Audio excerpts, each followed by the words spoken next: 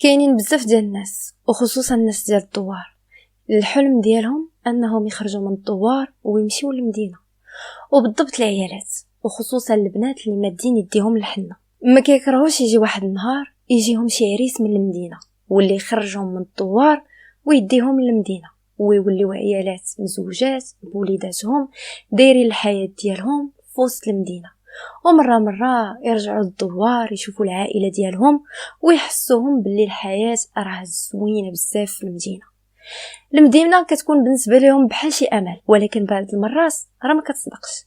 داكشي نيت اللي غادي يوقع بديعه اسم مستعار، واللي غادي تعاود لينا اليوم في القصه ديالها اللي كانت بنت عاديه بسيطه جدا، بنت الدوار، وجاها واحد العريس من المدينه تزوجت به، حتى لقات راسها ولات طبيبه، ماشي طبيبه اللي كنعرفو، ولكن طبيبه للتلاميذ ديال الثانويات والاعداديات. هما اصلا التلاميذ اللي كانوا كيسميوها طبيبه حيت كانت كتبيع ليهم واحد السم، هما كانوا كيعتبروه دواء.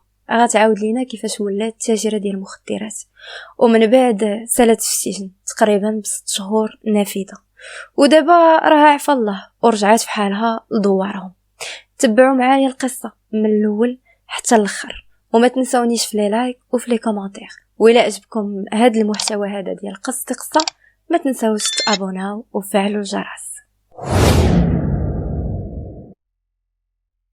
بلا ما نزيد نذكركم ان قصه هو المحتوى ديالكم ماشي ديالي. تقدروا تعاودوا لي التفاصيل ديال القضيه ديالكم اولا ديال القصه ديالكم اللي بغيتوا تشاركوها مع الناس باش اننا نستافدوا وناخذوا عبره. كنخلي لكم جميع الروابط ديالي في صندوق الوصف، والبريد الالكتروني ديالي اللي كنستقبل فيه الميساجات ديالكم اولا بالاحرى القصص ديالكم ها هو قدامكم امام الشاشه. دخلوا صيفطوا لي جميع التفاصيل ديالكم، ووعد مني انني نعاودها بجميع التفاصيل وبالطريقه ديالي. ودابا يلا نتصنتوا البديعه. انا سميتي بديعه، تزاديت وترعرع في واحد الدوار اللي في النواحي ديال مدينه سطات. الاب ديالي من نهار عقلت عليه وهو خدام في الفلاحه، راجل اللي بسيط جدا، ما عندوش ما خصوش، ولكن الحمد لله على كل حال. الام ديالي ربته بيت، عندي الاخوان ديالي وانا جيت الوسط. الحياه ديالنا كانت عاديه جدا، بسيطه الى ابعد الحدود. كنت كنفيق كل صباح مع الفجر باش نسقي الماء، نعاون با شويه في الفلاحه، ونعاون امي فداكشي ديال الدار. الطموحات ديالي كانوا محدودين اصلا. الا جينا نشوفو قرايتي كانت على قد الحال وما كملتهاش، خرجت في السادس حيت الاعداديه كانت شويه بعيده، والوالدين ديالي كانوا خايفين عليا، وحنا ناس اللي محافظين اغلبيه فينا وخصوصا البنات فاش كنوصلوا داك السن ديال 12 عام 13 عام كنكونوا اصلا مادين يدينا الحنه، وكنتسناو الميمون ديالنا والسعد ديالنا يجي يدينا. لا ربما تكون عندنا حياه احسن ونبداو الحياه الزوجيه ديالنا ونولدوا الوليدات.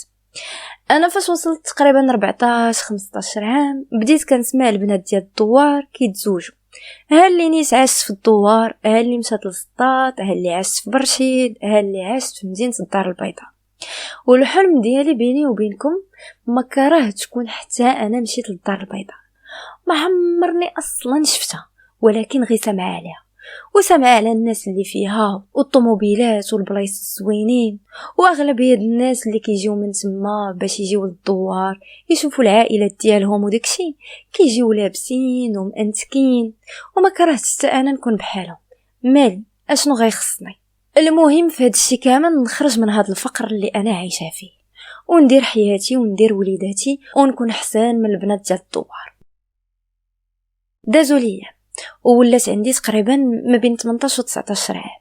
الحياه ديالي بيني وبينكم ممله، ما فيها حتى شي حاجه، غير كنفيق الصباح كنخدم مع امي في الدار، كنمشي نعاون با مره الا خوتي بغاو شي حاجه نقضي عليهم، كنتكلف بداك الاعمال المنزليه.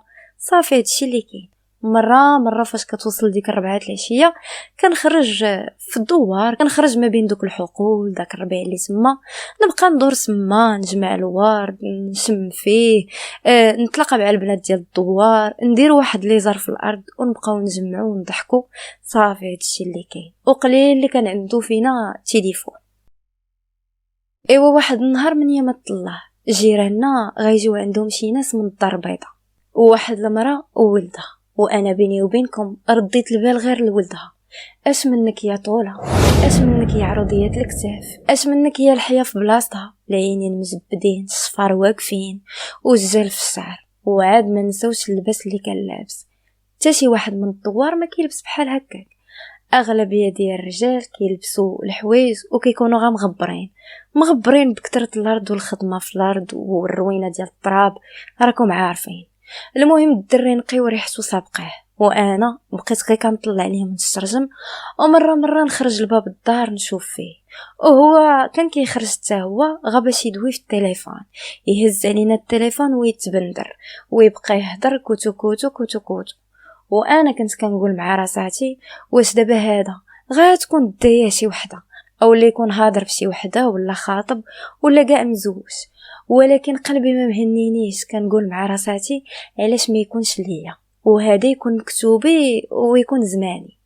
بقيت نطلع عليه ماشي مره ماشي جوج، وكنا كنشوفو في بعضياتنا، حتى تبسم ليا وتبسمت ليه ورجعت في حالاتي.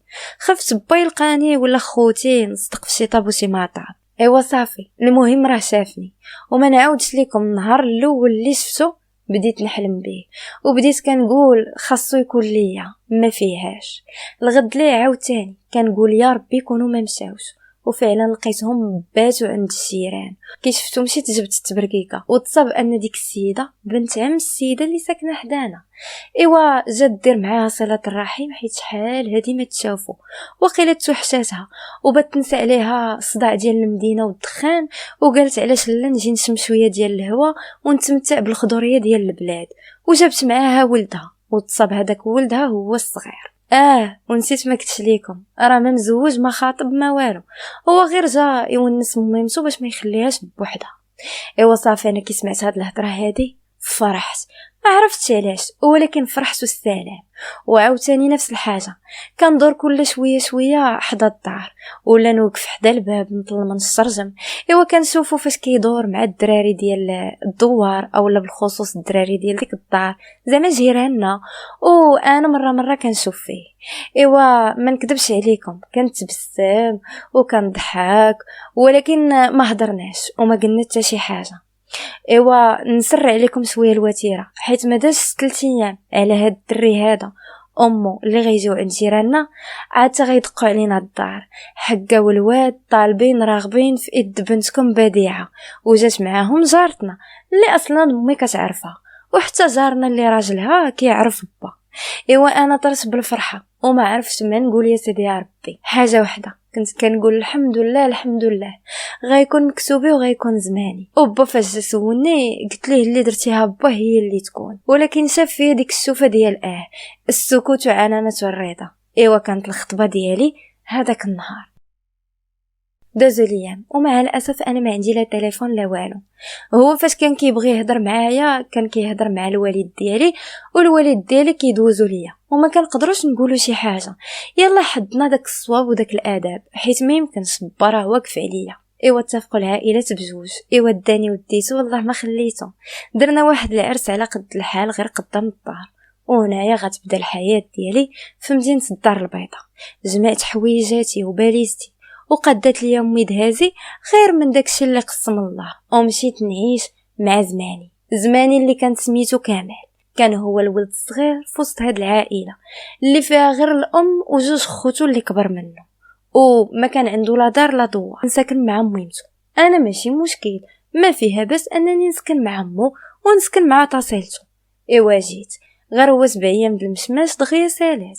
علاش؟ لانني وليت نترس على هاد العائله هادي، نطيب ونصبن ونجفف ونشقى وندير كل شيء غير على ودهم. حسيت براسي بحال شي خدامه، ولكن ما فيها بس راجلي زوين وكان عاجبني وكنت كنموت عليه، واخا ما عارفاهش مزيان، وهذا راه غلط البنات غلط.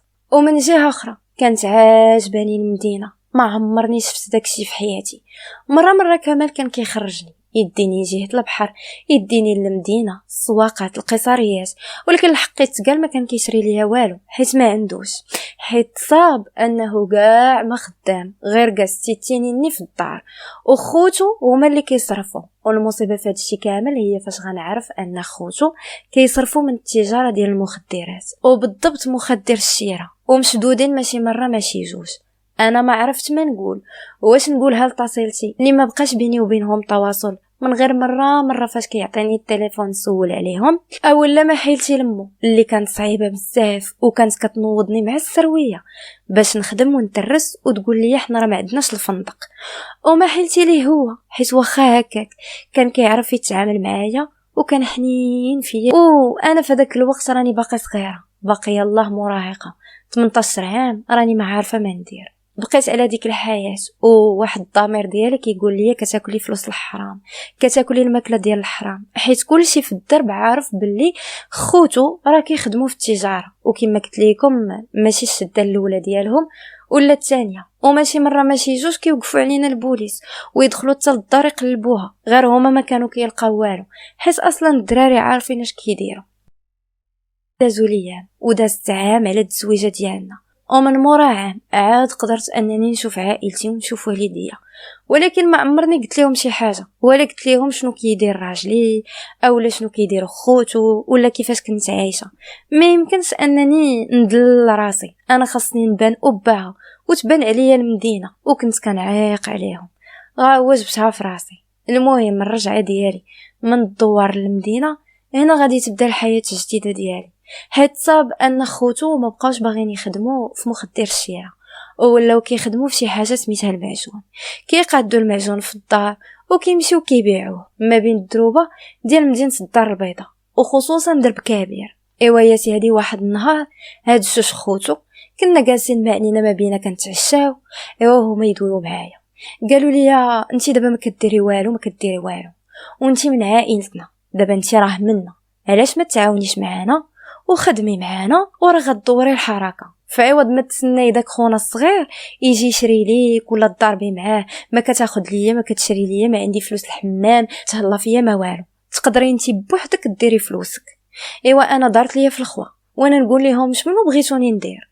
ايوا قالوا لي شوفي دابا كي شفتي حنايا كنبيعوا المعجون، حنا راه ما كنخبيو على بعضياتنا والو، ولكن ها ودني منك، الا مشيتي فرشتينا ولا شي حاجه اصدقي انت اللي داخله للحبس ماشي حنايا. قلت لهم لا، عليكم الامان، انا اللي قلتوا لي نديرو، خصوصا على ود الفلوس، حيت انا نيت محتاجه، ما يمكنش نبقى بحال هكا وراجلي راه ما كيدير حتى شي حاجه في الحياه. ايوا قالوا لي غادي نبداو نعطيوك الماده وانتيا غادي تبداي تخدمي الكيكه، هو كاع العيالات كيصايبوا الكيكات، ايوا قادين لنا الكيكات، وهذوك الكيكات غنمشيو نبيعوهم، وتقدري حتى نتيا تبيعيهم. لما غنبيعوهم للناس اللي باغيين الكيكه، وخصوصا التلاميذ ديال الاعداديات والثانويات. انا دورتها في راسي، وعاد غيزيدوا يطمعوني فاش غيقولوا لي هانتي راه غنبيعوا الطرف ب5 دراهم، وانتي يا لاله غتاخدي 2 دراهم و3 دراهم ديالنا، وشتي ديك 2 دراهم ديالك بصحتك ديري بها اللي بغيتي، يعني ما غندخل معاهم لا في مصروف لا في حتى شي حاجه، غادي غير نكسي راسي ونكسي حالتي وندير داكشي اللي بغيت، ولا بغيت نصيفط الفلوس لعائلتي نصيفط ليهم، نجمع الدرهم بدرهم، وراه كاع الناس داروا بحال هكا، جمعوا الدرهم على خوه حتى داروا الطروه. صافي انا دارت ليا في الخوا، وبالنسبه ليا كيكه عاديه جدا. ايوا بديت كنفيق مع السرويه، امهم ديك الساعات ولا طريفه معايا، حيت بالنسبه ليها انا راه خدامه مع ولادها. ايوا صافي كنوض مع السرويه، كنبدا نطيب في الكيكه، كنبدا ب5 د الكيكات وكنتليها حتى كنوصل 10 في النهار، وهما كيجيو كيبداو يقطعوا داكشي بالعبا. ايوا صافي كندير جلابيتي، كندير الدره ديالي، وكنبدا نبيع الكيكه. غير هي الكيكه شويه مخلطه، كاينه الكيكه العاديه اللي ما فيها والو، وكاينه الكيكه اللي فيها داكشي. ايوا صافي تعرفت شويه ما بين التلاميذ، ومن بعد بديت كنقول لهم اللي بغى كيكه فيها اللعيبات فيها الدواء، كنا كنسميو عليها فيها الدواء، مرحبا كدير 5 دراهم، اما الطرف د الكيكه العادي كيدير 2 دراهم ونص. ايوا صافي بديت كنتعرف بشويه بشويه، وبداو الناس كيتقداو، وحتى من خوتو بداو كيخدموا، وعافاكم راجلي تاهو ولا يخدم معايا، ولا عافاكم ينوض معايا ويخلط معايا الكيكه وتاهو يديرها في الفران ويشوفها واش طلعات ولا ما طلعاتش، ويقول لي هذه مزيانه، هذه نقصت ليها الخميره، هذه واقيلا فيضتها كثرت فيها الخميره. ايوا ولينا خدامين كاملين وتبارك الله راه ولينا كندخلوا الصرف وبدينا كنتعرفوا شويه بشويه. وقال لك سيدي باللي الا تعرفتي شويه راه كيشموا خبارك، وخصوصا البوليس بالضبط الشرطه ديال مكافحه المخدرات. اذا شنو خاصنا نديرو؟ خاصنا نميكو شويه، خاصنا نبيعوها كيكه عاديه ونطمروا. ولكن لا، طمع طاحون، ما قدرناش نحبسوا الوتيره باش كنا خدامين، ولدرجه اننا ولينا كنطلعوا 25 كيكه في النهار. تخيلوا 25 كيكه مقطعه الطراف، وكل طرف كنبيعوه ب5 دراهم. 25 كيكه اللي فيها الدواء. واش غنقول لكم، كلشي ولا عيط ليا الطبيبه، وفينا الطبيبه، واش الطبيبه، وتعرفت على الوليدات. ومعانا اصلا كنت صغيره دونك دغيا كنت كنتاقلم معاهم، وخصوصا ديال الثانويه كنت نضحك معاهم ونهضر معاهم. وكانوا بعض المرات الا جاب الله شافوا الناس ديال الوقت كيقولوا لي يخ وانا كنعلق ونهرب وما كيجيوش عندي وما كيوصلونيش. حتى غادي نتشد. باش نعاود لكم كيفاش طرا البلان، شي وليدات اللي كانوا كيقراو في الثانويه كلاو من عندي ديك الكيكه اللي فيها الدواء، وواقيلا ضرهاتهم في كرشهم ولا ما نعرفش شنو طرا ليهم. المهم مشاو للسبيطار ووالديهم كيسولوا اشنو واقع مات اشنو واقع، اشنو كليتو مات اشنو كليتو. المهم غادي يعرفوا منهم باللي الدراري كيكونسوميو المعجون وكيكونسوميوه في الكيكه. شكون اللي كيبيع لكم الكيكه؟ كتبيع لينا الطبيبه. الوالدين تحركوا وما قدروش انهم يصبروا ومشاو قالوها للبوليس. البوليس اصلا كانت عندهم تنقنيقه وكانوا محركين، ولكن ما عندهمش معلومات كافيه، فقرروا هنايا انهم يزيدوا يعمقوا البحث، وعلاش لا انهم يديروا ليا شي كامل. فبالضبط هادوك الدراري اللي نورمالمون مرضوا غيتسناوهم حتى يبراو، وغادي يقولوا ليهم احنا غادي نتفقوا معاكم وغادي نكونوا معاكم على القرص وغادي نجيو سيفيل عاديين، وانتوما غادي تطلبوا الكيكه ديال الطبيبه. فعلا داكشي اللي كان. البوليس بقاو معاهم على القرص. نهار جيت قدام الثانويه ومع انا اصلا دوك الدراري كنعرفهم وماشي المره الاولى اللي بعت ليهم، فاش غيجيو عندي غيقولوا لي وبغينا الكيكه ديال الدواء، غنعطيهم الكيكه ديال الدواء. وهنايا غيمونطوني البوليس، كاينه حاله تلبس. غادي يجمعوا ديك الكيكه وغيديوني الكوميساريه، غيبداو معايا سينوجين كيفاش اشنو. غنبدا نبكي ونقول لهم قلت الشيء اسيدي، انا تزوجت ولقيت راسي في هاد الدار مع هاد الناس، وفاش اصلا غنعطيهم السميات ديال الويسي غادي يعرفوهم وغادي يقولوا الله يا سيدي يا ربي اش هاد الشيء، واش نتوما عندكم التجاره ديال المخدرات في الدم، غنبقاو تابعينكم غير نتوما.